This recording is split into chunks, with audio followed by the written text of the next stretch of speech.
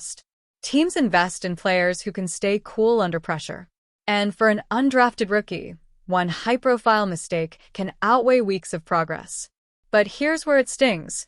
This wasn't just about the punch. Earlier in the game, Shilo had been flagged for pass interference. Combine that with the ejection, and his name was circled in red ink. In a ruthless league where hundreds of players are cut every preseason, Tampa Bay made a business decision. By Sunday morning, Shilo was gone. His dream of making the Buccaneers roster evaporated overnight. But if the NFL is unforgiving, the internet is even harsher. And within hours, Shilo's mistake had gone viral. The internet erupts. The reaction online was swift and merciless. Clips of Shilo's punch flooded Twitter, TikTok, and Instagram. Fans mocked him for swinging at a helmeted opponent. What was he thinking? Memes showed him punching steel, clown emojis plastered over his face. But not all reactions were cruel.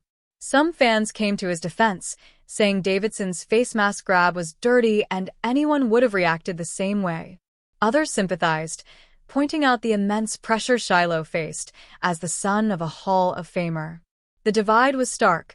Half the internet roasted him, half the internet sympathized. For Shilo, it didn't matter. The damage was done.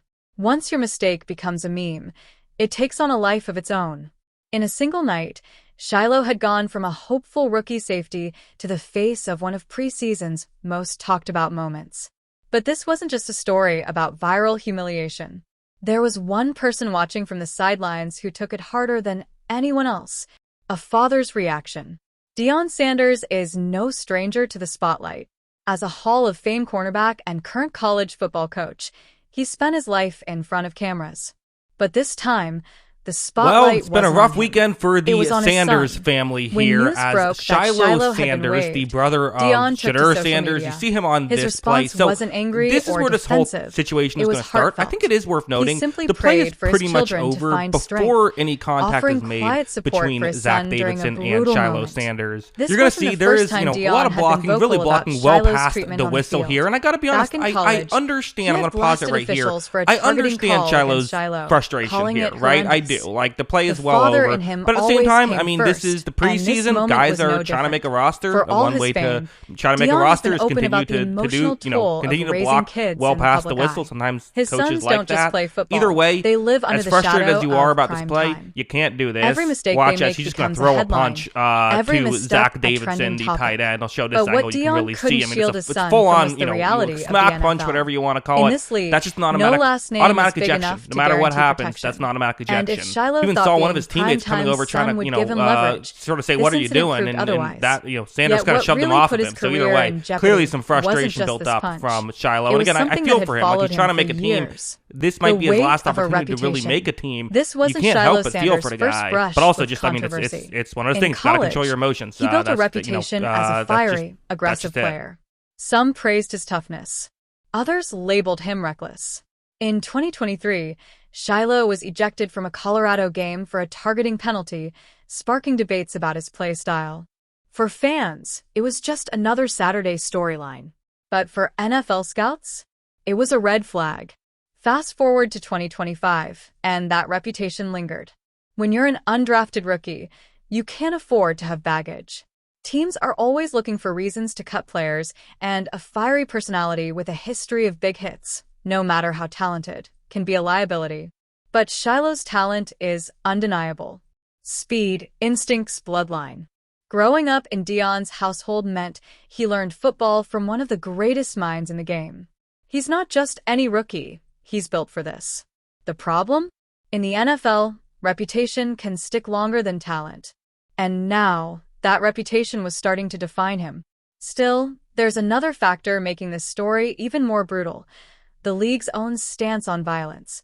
The NFL's zero-tolerance bill. There's another factor making this story even more brutal: the league's own stance on violence. The NFL's zero-tolerance policy. The NFL doesn't play around when it comes to fighting. Throwing a punch, helmet or not, is considered unsportsmanlike conduct. If it's deemed flagrant, you're done for the day. But here's where it gets real. If Shilo had stayed on the roster, he would have been fined around $40,686 for fighting. That's a massive hit, especially for an undrafted player making league minimum. This isn't an accident. The NFL has worked hard to project a clean image over the past decade. It's not like hockey, where fights are part of the culture. In football, a single punch can tank your career, especially when cameras catch every angle. And if you're a star quarterback or a Pro Bowl veteran, maybe you get a second chance. But if you're a rookie on the bubble, the leash is non-existent. That's what makes this story so compelling. Shilo wasn't just fighting an opponent. He was fighting an entire system built to replace him the moment he slipped.